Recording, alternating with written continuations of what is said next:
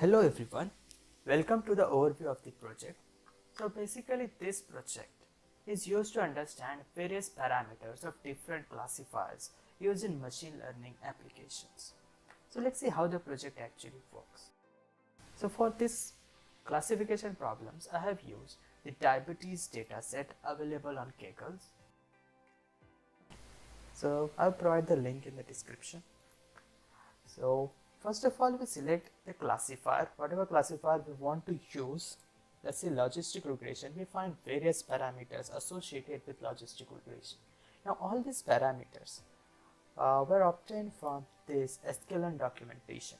So if you have done any previous machine learning program, you know about the sklearn library. It provides basically all pre-built models, or you have just an library of machine learning.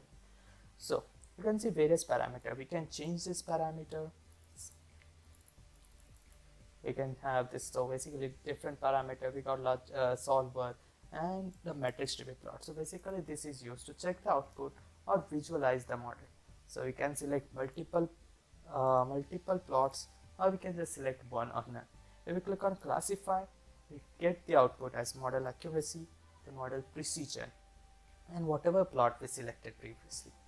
So we can see the confusion matrix, the false negatives 28, this should be reduced.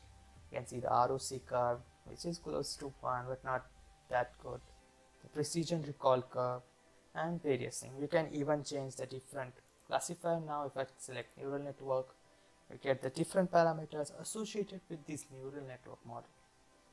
Now all these parameters were again obtained from sklearn. So you just have to open this tab. We'll see while we proceed with the project. You can select the different parameter again, and if we click on classify, we get the different output this time for the neural network. So this way one can analyze different models, different machine learning models actually. So this is what the project is. Now this all project was done or written in just 98 lines of code.